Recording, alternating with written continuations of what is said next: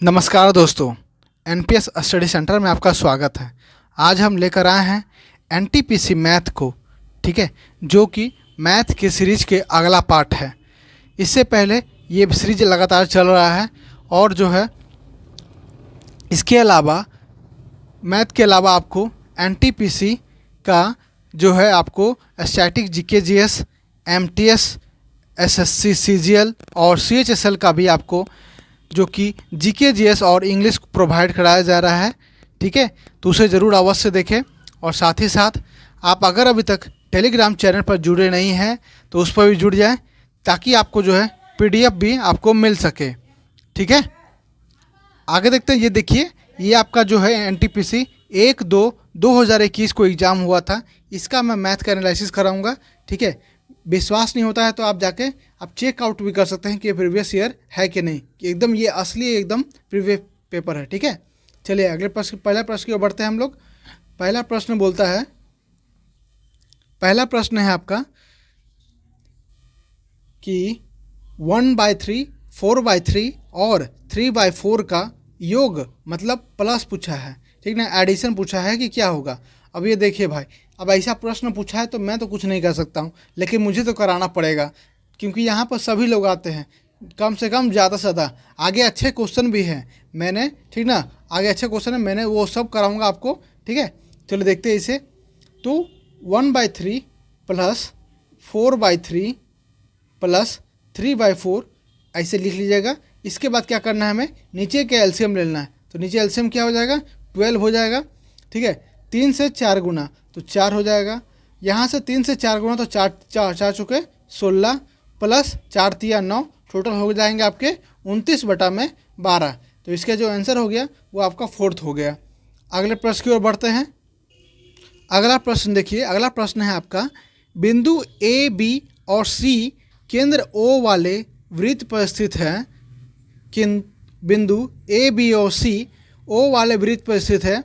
ए C B दिया हुआ है आपका एंगल 47.5 डिग्री। तो लघु वृत्तखंड ए बी पर बना ए ओ बी का ज्ञात कीजिए। एंगल ओ बी ज्ञात करना है। अब चलिए इसे अच्छे से बनाते हैं। पहले आप क्या कीजिएगा कि एक सर्कल बनाइएगा, ठीक है। रंग दूसरा ले लेते हैं, 1 मिनट। ये ठीक है, हाँ ठीक है। आप एक सर्कल बनाइएगा, ठीक है। यहाँ से आप कहीं भी एक कोई बिंदु ले लीजिए। मैंने यहाँ 3 बिंदु ले लिया है, ठीक ना, 3 बिंदु ले लिया, यहाँ से यहाँ, यहाँ से यहाँ, ठीक है। अब मैंने क्या किया कि क्या कहा है, एक ट्रायंगल है, तो मैंने यहाँ से यहाँ इसको और बीच में जो है आपका ओ है, ठीक है। तो इसे आप मिला दीजिए यहाँ पे। अब ये हो गया आपका अब जिस तरह से बोला है उस तरह से मिलाते हैं, ठीक ना। इसे बोला है क्या, तो ए सी बी दिया हुआ था, यहाँ ए कर देते हैं, यहाँ सी कर देते हैं, यहाँ क्या करते हैं, बी कर देते हैं, ठीक है। अब पूछो, बोला यहाँ पर दिया है आपका ए सी बी जो है आपका 47.5 डिग्री दिया हुआ है, ठीक है। अब यहाँ एक और चीज़ याद रखिएगा कि जब भी इस तरह का प्रश्न आए तो यहाँ जानते क्या होता है कि एक फॉर्मूला याद रखिएगा कि यहाँ अगर एक्स दिया हुआ रहता है, इस तरह का एक्स दिया हुआ है, तो यहाँ एंगल ए ओ बी जानते क्या हो जाएगा, 2x हो जाएगा। क्या हो जाएगा, यहाँ अगर x दिया है तो इसका 2x हो जाता है, ठीक है। ये आपको याद रखना है हमेशा। तो यहाँ क्या हो जाएगा, यहाँ अगर 47.5 डिग्री है तो यहाँ क्या हो जाएगा आपका, यहाँ हो जाएगा आपका कितना, तो 95 डिग्री। दुगना कर दिया मैंने इसे 2 टाइम्स, तो कितना हो गया, 95 डिग्री। तो 4th ऑप्शन सही है। अगले प्रश्न की ओर बढ़ते हैं। अगला प्रश्न क्या कहता है कि दशमलव तक 3 अंकों तक इसे मान निकालें, ठीक ना। अब प्रश्न ऐसा देखिए, एकदम ओरिजिनल पेपर है भाई, ठीक ना। देखिए क्या है, दशमलव तक, तब इसे अब घटाने का काम है भाई, आप घटा सकते हैं। तो ऑप्शन 3 जो है इसका आंसर जो है ना आ जाएगा, ठीक है। चलिए आगे देखते हैं। अगला प्रश्न क्या कहता है कि नरेंद्र एक कार्य को 10 दिन में पूरा कर लेता है, अमित उसी कार्य को 12 दिन में पूरा कर लेता है।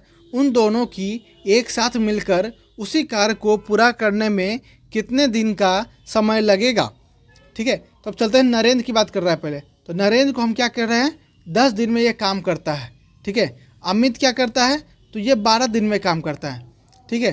तब क्या कीजिए, इसका आप टोटल वर्क निकाल दीजिए। मतलब टोटल वर्क मतलब होता है कि ये दोनों का जो है ना आपको एलसीएम निकालना है। अब ये इस दोनों का एलसीएम क्या हो जाएगा, तो हो जाएगा आपका 60 हो जाएगा। कितना हो जाएगा, 60 हो जाएगा।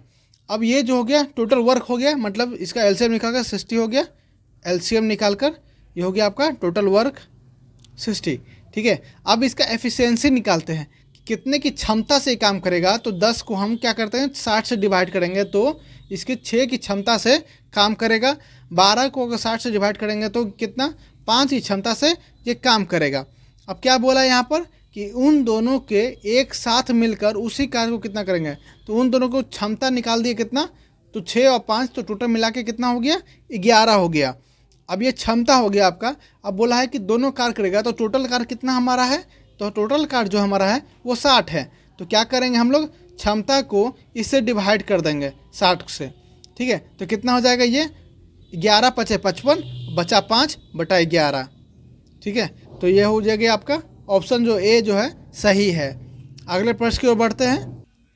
अगला प्रश्न क्या कहता है, अगला प्रश्न है कि यहाँ दिया हुआ है कि √2916 मतलब 2916 का जो वैल्यू होता है वो आपका 54 होता है। कितना होता है, 54 होता है। तो निम्नलिखित में क्या मान निकालिए। अब चलिए मान निकालना है भाई। अब मान जैसे निकालेंगे तो यहाँ देखिए 29.16 है। पहली बात तो ये समझ जाइए कि 2916 का कितना दिया है, 54 दिया हुआ है। तो यहाँ पॉइंट लगा देंगे तो क्या हो जाएगा, जब स्क्वायर करेंगे तो आपका हो जाएगा 29.16 हो जाएगा। ठीक ना। जैसे एक बार और देख लेते हैं, जैसे 5.4 है तो इसका 10 दशमलव लाएंगे नीचे, 10 हो जाएगा। तो दोनों का अब स्क्वायर करेंगे तो क्या आ जाएगा 2916 डिवाइड बाई 100। तो ये क्या आ जाएगा, अगर यहाँ ऊपर इसको ले जाएंगे तो क्या हो जाएगा 29.16। ठीक है, इसी तरह से सबको आगे सॉल्व करना है। तो अगर हम इसे सॉल्व करें तो इसका वैल्यू क्या हो जाएगा, तो 29.16 है तो इसका वैल्यू हो जाएगा 5.4। ठीक है, इसी तरह आगे चलते हैं तो इसका वैल्यू क्या हो जाएगा 0.54। ठीक है, अगर इसी तरह इसको आगे ले जाते हैं तो प्लस 0.054। वहीं इसे फिर आगे चलते हैं तो आगे हो जाएगा 0.0054। ठीक है, अगर इसे हम जोड़ें तो रिजल्ट जो है हमारा 5.994 आ जाएगा। क्या आ जाएगा, 5.994 आ जाएगा। चलिए अगले प्रश्न की ओर बढ़ते हैं हम। अगला प्रश्न क्या कहता है, अगला प्रश्न कहता है नरेंद्र की माँ की आयु नरेंद्र की आयु की 4 गुना है। 4 वर्ष पहले उसकी माँ की आयु उसकी तत्कालीन आयु से 6 गुनी थी। उन दोनों की वर्तमान आयु ज्ञात करें। अगर इस तरह का प्रश्न बोले कि 4 साल पहले या 5 साल बाद, तो उसको जानते हैं कैसे बनाते हैं। देखिए क्या बोला है, नरेंद्र की माँ, चलिए यहाँ माँ लिख देते हैं।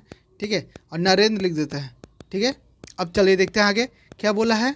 नरेंद्र की माँ की आयु जो है नरेंद्र की आयु के 4 गुनी है। तो नरेंद्र का मान लीजिए कि 1 होगा तो इसका 4 गुना क्या हो जाएगा, तो 4 गुना मतलब 4 हो जाएगा।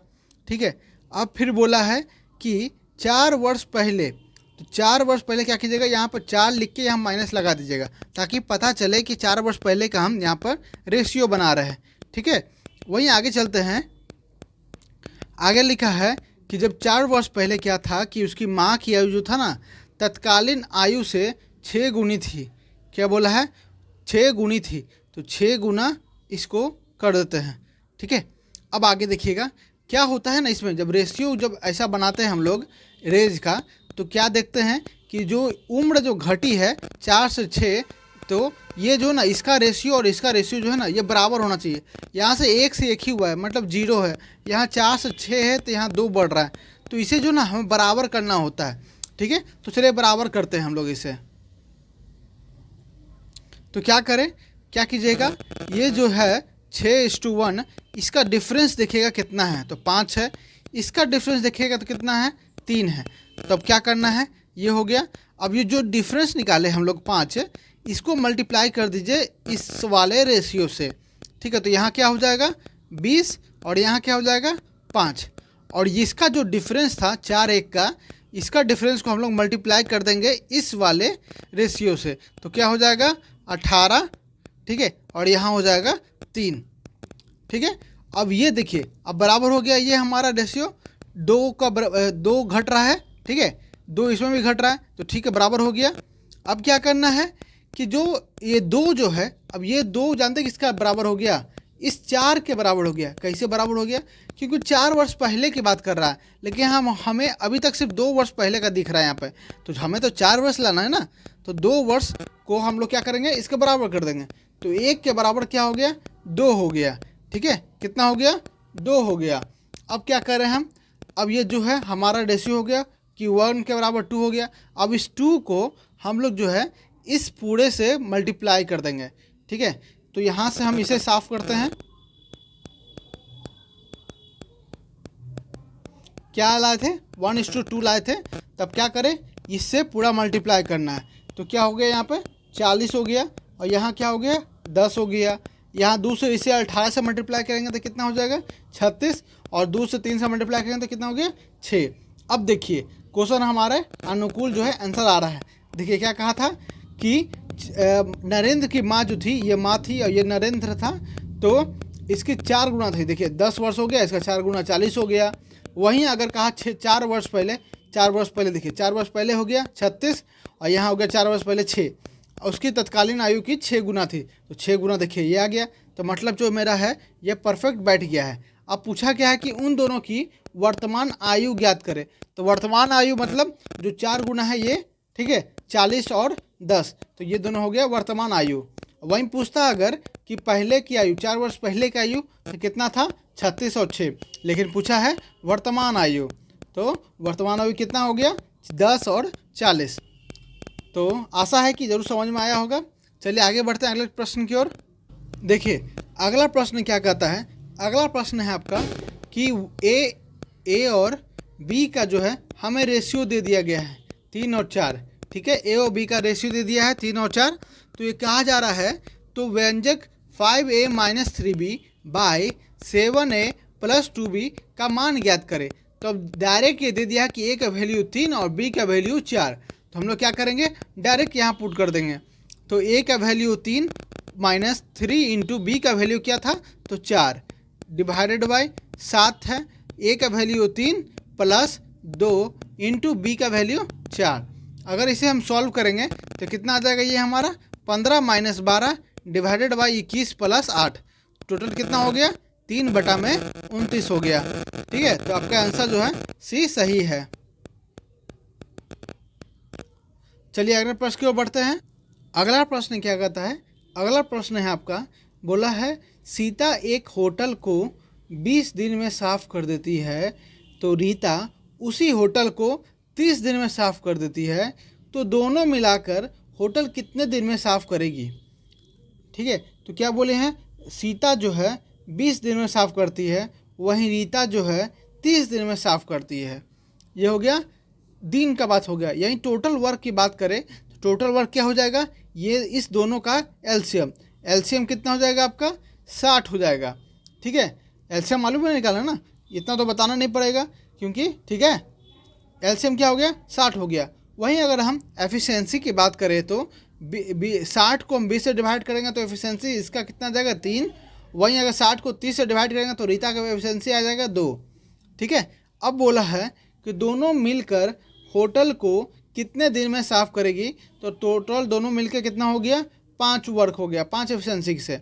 अब टोटल वर्क से हम 5 से काट कर देंगे तो कितना आ गया, मेरा 12 दिन आ गया। तो दोनों मिलकर ना 12 दिन में इस काम को ख़त्म कर देगी।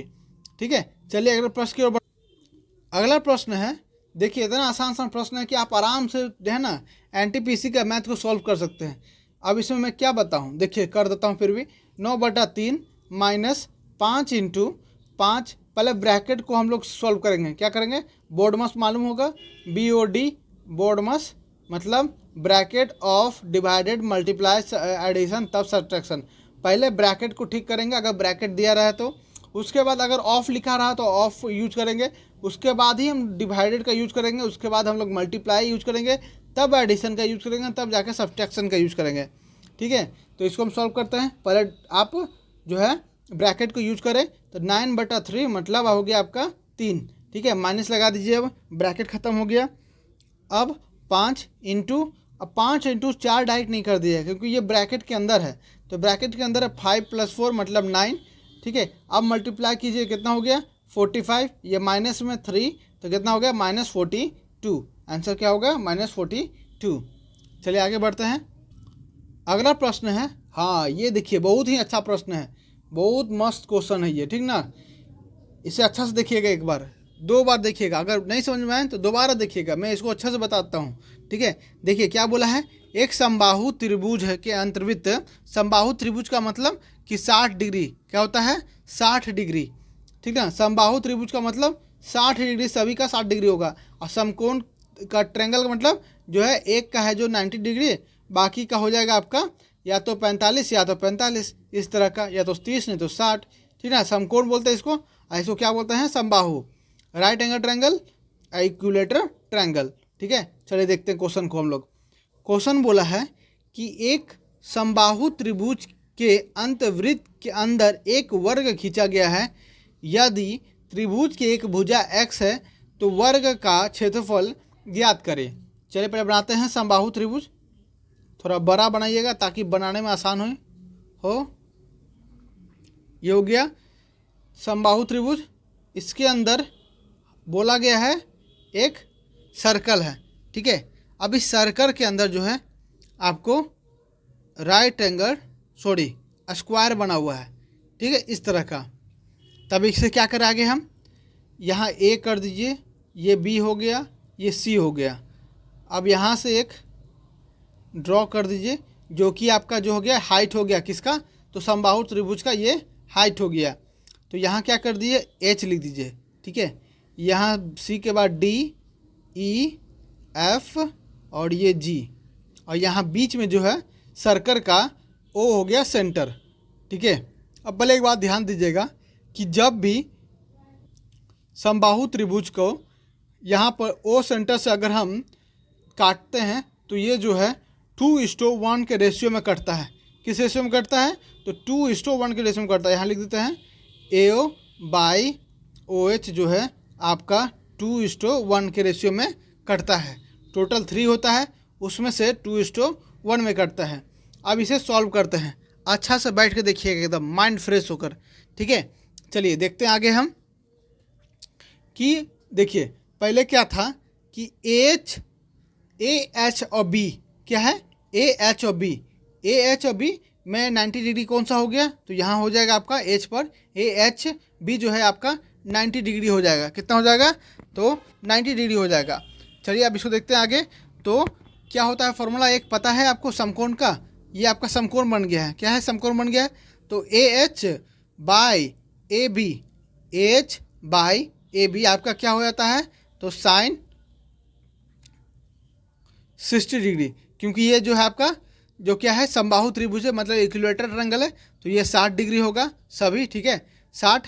तो AH का वैल्यू हमारा क्या आ गया, AB हमारा क्या दिया है, यहाँ AB मेंशन किया हुआ है, देखिए कि एक त्रिभुज की एक भुजा जो है x है, तो टोटल जो है आपका ये x है, इधर भी आपका x है, BC भी आपका x है और AC भी आपका x है, ठीक है। तो यहाँ साइन 60 डिग्री का फॉर्मूला क्या होता है, √3/2 और AB दिया हुआ है हमारा x, ठीक है। इतना आप थोड़ा स्क्रीनशॉट लेते जाइएगा ताकि हमको मिटाना भी होगा, आगे बढ़ना होगा, ठीक है। H = √3/2x। अब आगे चलते हैं, इसे स्क्रीनशॉट ले लीजिए, आगे बढ़ते हैं।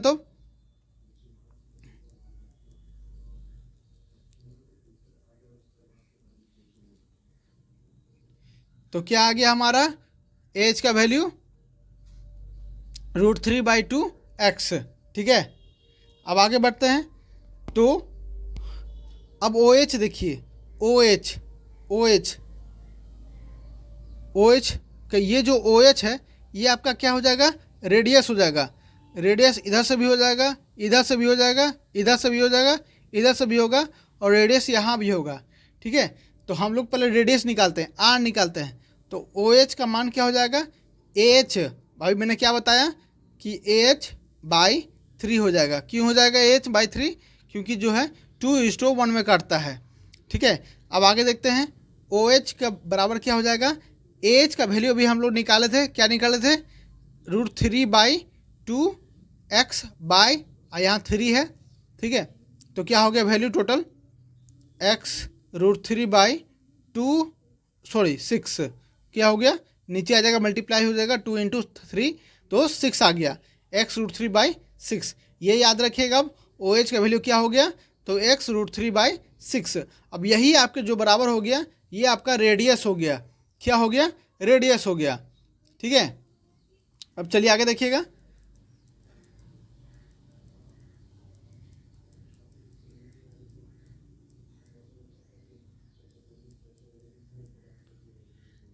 अभी हम लोग r का वैल्यू क्या निकाल दिए, r का वैल्यू हम लोग निकाले हैं क्या, तो x√3/6। ठीक है, अब चलते हैं आगे। अब देखिए बोला है कि जो स्क्वायर बना है उसका हमें एरिया निकालना है। तो स्क्वायर का एरिया क्या होता है, एक तो होता है फॉर्मूला कि वो जो a होता है वैल्यू, मान लीजिए a दिया हुआ है तो उसका क्या हो जाएगा, a² हो जाएगा। वहीं अगर डायगोनल अगर दिया रहता है तो इसका एरिया क्या हो जाता है स्क्वायर का, तो वो हो जाता है हाफ d²। क्या होता है, हाफ d। ठीक है, हाफ d²। d² पर जगह हम लोग क्या रख देंगे, क्योंकि यहाँ जो था ये आपका r था, क्या था, ये जो है आपका r था, तो क्या रख देंगे हम लोग, 2r रख देंगे, हाफ इंटू 2r का होल स्क्वायर। क्यों रखेंगे 2r, क्योंकि यहाँ जो है r दिया है, ये जो है रेडियस है आपका, तो ये भी बराबर, ये भी बराबर, ये भी बराबर, तो यहाँ r, ये भी r, तो बराबर कितना हो गया, d बराबर हो गया आपका 2r। ठीक है, तो यहाँ d का लगा दिया मैंने फॉर्मूला, इस फॉर्मूला को ना रखते हुए। अब equal to half into 4r²। ठीक है, आगे बढ़े तो 2 कैंसिल हो गया, 2 इंटू r का स्क्वायर, r का अभी क्या था, आया था हमारा वैल्यू, तो x√3, तो x²√3 का स्क्वायर करेंगे तो 3 डिवाइडेड बाई 6 का स्क्वायर करेंगे तो 36। कितना हो गया, 36। ठीक है, अब काटते हैं हम लोग इसे, तो 3 कट गया, 2 कट गया, कितना आ गया, 6 आ गया, कितना आ गया, तो 6 आ गया। तो हमारा वैल्यू कितना आ गया, ये आपका जो है स्क्वायर कितना आ गया, आपका हो गया x², कितना हो गया, x²/6, कितना आ गया, x²/6। अब हमारा आंसर कितना आ गया कि एरिया ऑफ स्क्वायर, तो x²/6। तो आंसर कौन सा है, ये आपका फर्स्ट है। चले आगे बढ़ते हैं अगले प्रश्न की ओर। बहुत अच्छा क्वेश्चन था, इसे ज़रूर नोट डाउन कर ले अपने कॉपी में, ठीक ना। चलिए आगे बढ़ते हैं अगले प्रश्न की ओर। अगला प्रश्न क्या कहता है, बोला है यहाँ पर कि बिग मार्ट कार्ड से भुगतान करने पर 5% की छूट देता है। किसी वस्तु पर 10% का लाभ प्राप्त करने के लिए अंकित मूल्य क्रय मूल्य से कितने प्रतिशत अधिक होना चाहिए। ठीक है, चलिए प्रश्न को हम लोग सॉल्व करते हैं। क्या क्या बोला है, पहले आप अच्छा से देखते रहिएगा। पहले देखिए, आप ऐसा मान लीजिए, जब भी ऐसा प्रश्न पूछे परसेंटेज का हो या 10% लाभ, 10% माइनस या कुछ ऐसा भी हो, तो आप क्या कीजिए, सबसे पहले आप उसे 100 मान लीजिए। क्या मान लीजिए, 100 मान लीजिए, क्या, क्रय मूल्य मान लीजिए। ठीक है, क्रय मूल्य जो है आप 100 मान लीजिए, या सीपी बोलते हैं इसे, कॉस्ट प्राइस। ठीक है ना, उसे आप 100 मान लिया कीजिए, ताकि ये आसान हो आगे काटने में भी। ठीक है, चलिए स्टार्ट करते हैं। तो 100 मैंने माना क्रय मूल्य। अब आगे पूछा है कि भुगतान करने पर 5% छूट, मतलब भुगतान करने पर 5% छूट किस पर देगा, तो वो जब भी देगा तो मार्केट प्राइस पर देगा। ठीक है, तो मार्केट प्राइस कैसे होगा, जब आप मान लीजिए कि आपने 100 रुपये में कोई सामान खरीदा, ठीक है, तो आपने कोई कीमत रखा होगा, मान लीजिए 150 रुपया कीमत रखा होगा आपने, इस पर फिर आप क्या करते हैं, आपने छूट दिया होगा, छूट 10 से 15%, 10% छूट दिया होगा, 10% कितना हो गया, तो 15 हो गया, तो घटाएंगे 150 में 15, तो कितना हो गया, 35 हो गया, 135 हो गया। तो 100 में से 135 का हुआ, मतलब कि 35 रुपये का आपको बेनिफिट हुआ। तो हम छूट किस पर देते हैं, सीपी पे हम लोग छूट नहीं देते हैं। ठीक है, छूट जब भी देंगे हम लोग तो देंगे मार्क प्राइस पे, अंकित मूल्य पर देंगे। किस पर देंगे, अंकित मूल्य पर हम लोग जो है यहाँ छूट देंगे। ठीक है, तो क्या करें इसके आगे हम लोग, क्वेश्चन बोला था कि 5% छूट देता है, तो अंकित मूल्य में हमें पता नहीं है, निकालेंगे। चलिए आगे निकालते हैं।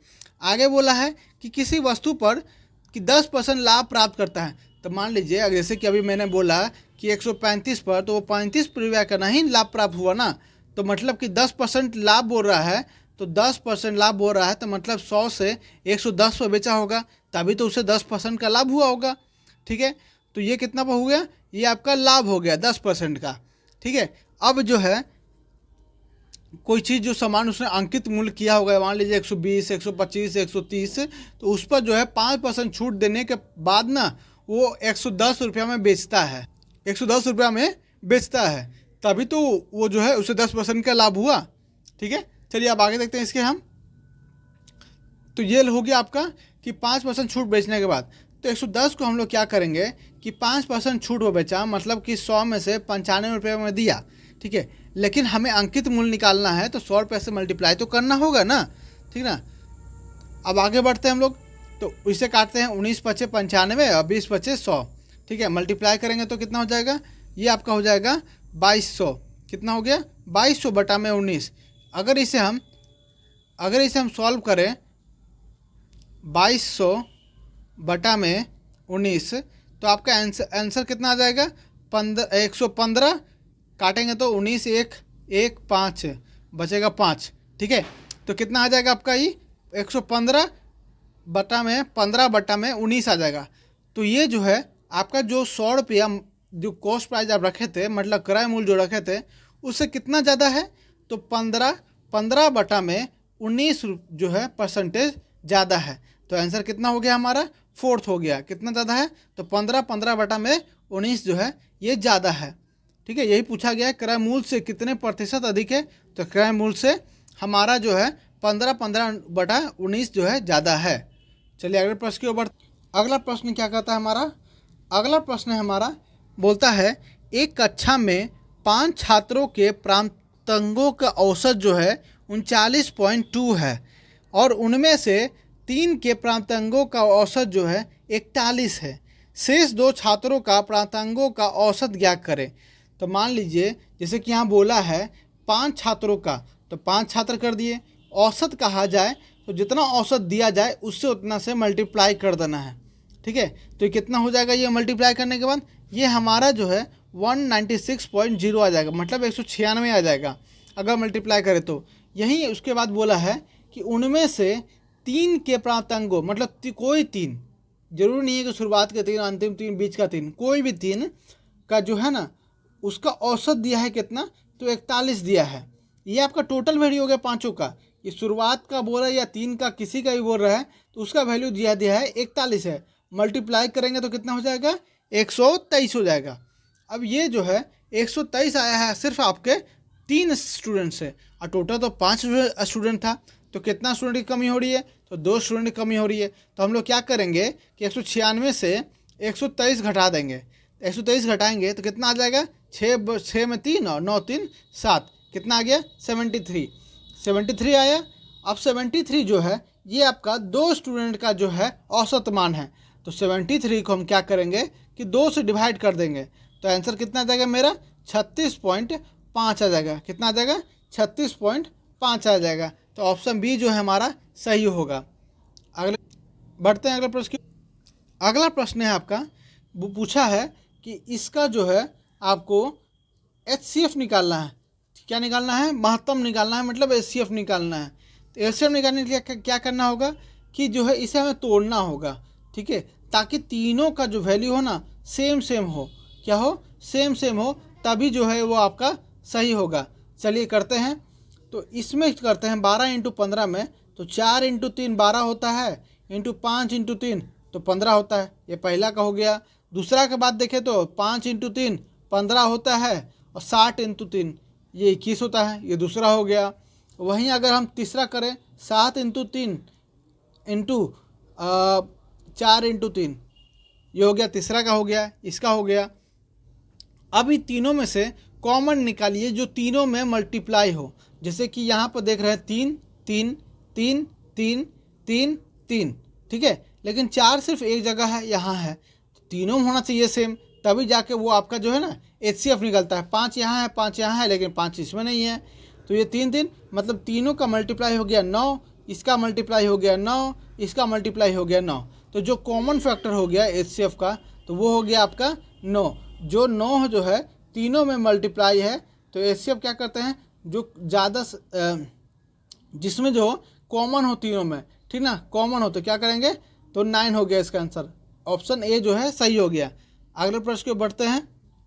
अगला प्रश्न क्या कहता है, जॉन, जॉनी और जनार्दन खेत में किसी कार्य को क्रमशः 6, 12, 24 दिन में पूरा करते हैं, तो वे एक साथ मिलकर उसी कार्य को कितने दिनों में पूरा करेंगे। चलिए इसे बनाते हैं हम लोग। क्या बोला है, जॉन, जॉनी और जनार्दन।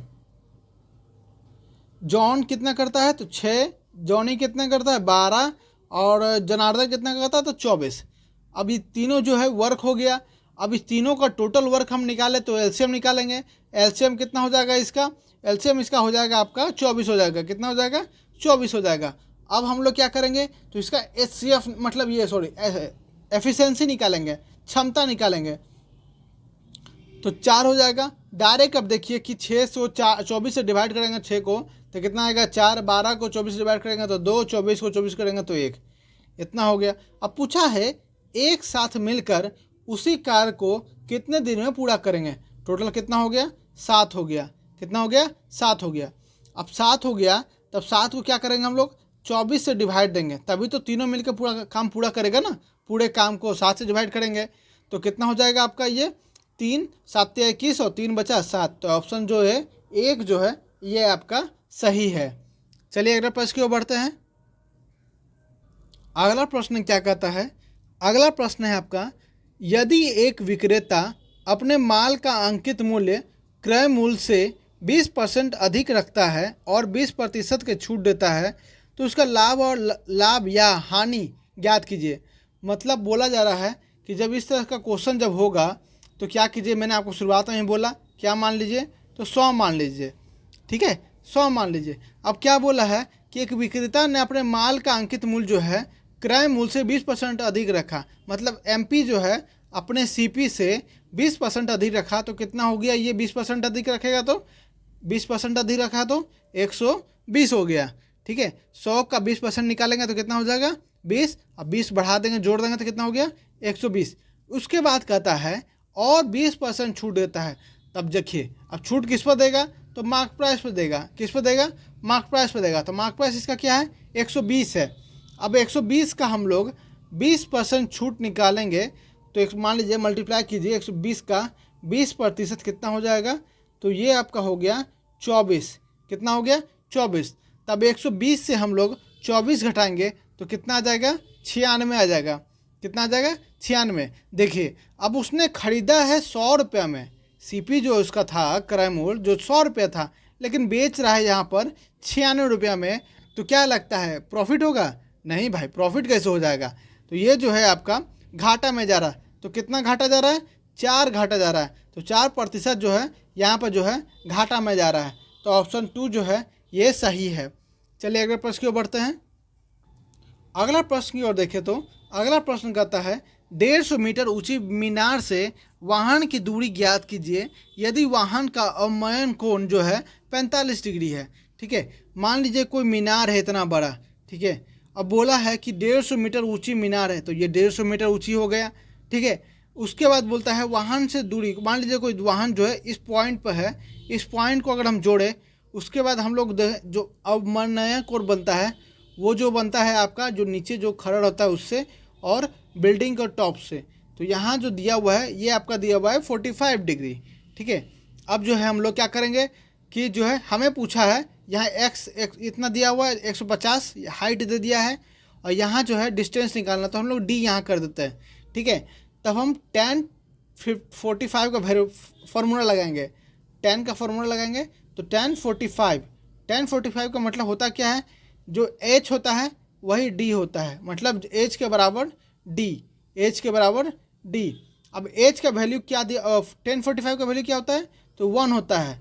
आप जो है sin 30 sin 60 ये सब फॉर्मूला जरूर याद रखें, उस समय एग्जाम के समय भूलना वोलना नहीं है सब चीज़ में, ठीक है। तो tan 45 का वैल्यू क्या होता है, तो 1 होता है। h अगर हम रखें तो h का वैल्यू क्या दिया है, 150 दिया है। d कितना दिया है, तो हमें निकालना है d।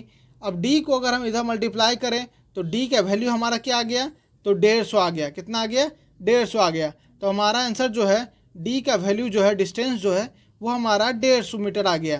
तो इसका आंसर जो है 4th हो गया। आज हम यहीं रहने देते हैं 15 क्वेश्चन के साथ।